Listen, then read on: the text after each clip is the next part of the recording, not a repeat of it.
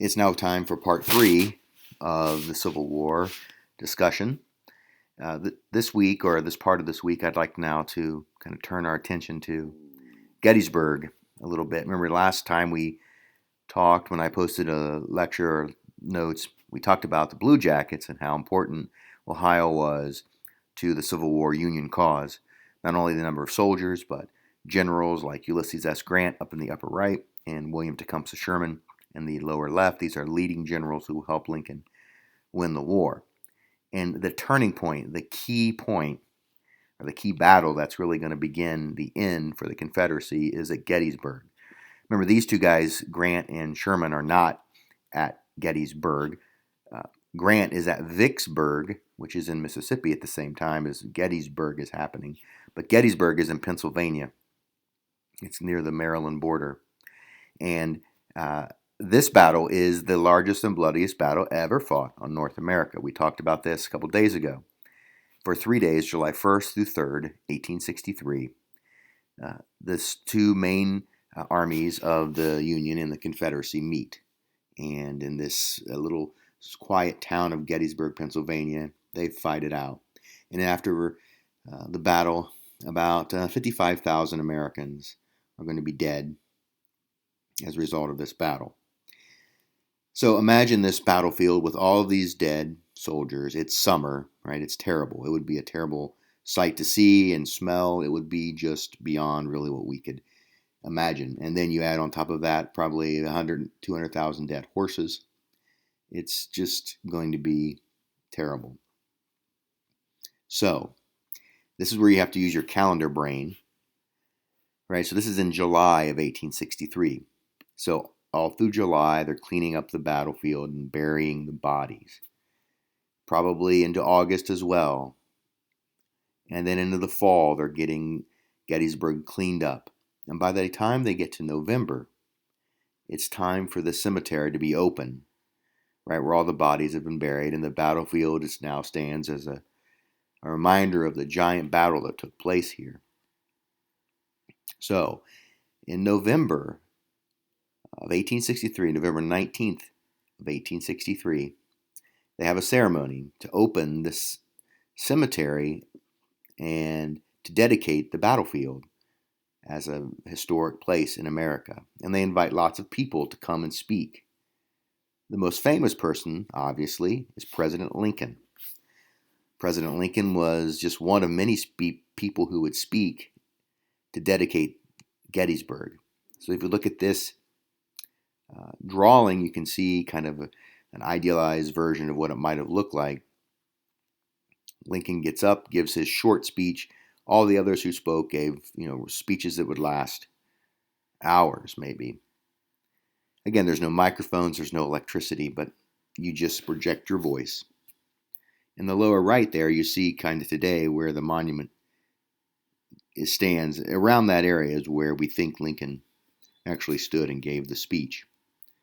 But this speech is generally considered the best speech in American history, or one of the best.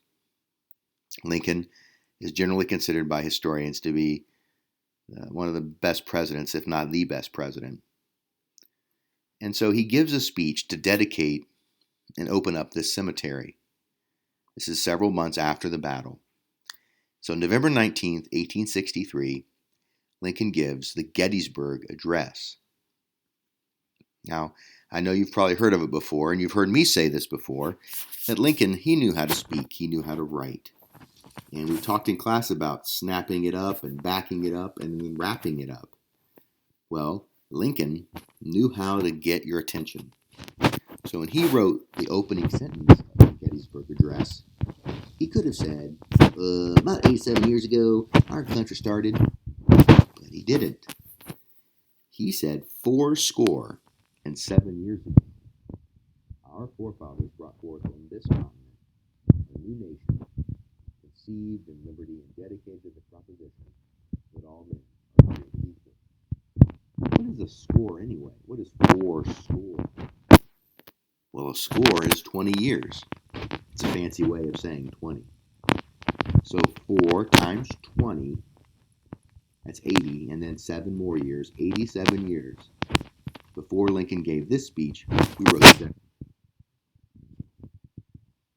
Lincoln goes on to say that we're in the middle of a crazy, bloody civil war, and that we're here to dedicate this special place where people, Americans on both sides, died.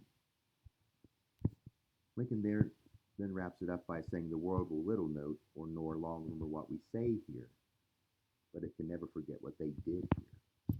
Of course, we remember what he said, but in a great humble fashion, Lincoln is taking our attention off of him and putting it on the people who fought and died at Gettysburg. And because Lincoln knows how to wrap it up, he has one of probably the best concluding sentences, or group of sentences, in all of writing. We were here highly dissolved that these dead shall not have died in vain, that this nation, under God, shall have a new birth of freedom, and that the government of the people, by the people, for the people, shall not perish from the earth. So Lincoln's Gettysburg Address basically summed up why we were fighting Civil War. We were trying to live up to the ideals of the Declaration of Independence.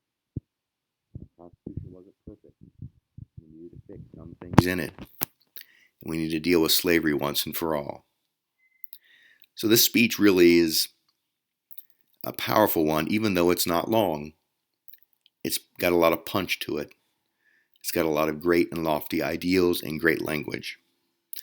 So I'd like you to maybe watch this again. I'm also going to post a video of the speech being read by President Obama. You can find most presidents have made videos where they read the Gettysburg Address. And I just want you to watch it. There's no learning activity associated with this particular activity. Just watch it and think about what Lincoln was saying. We'll need to know this a little bit later on.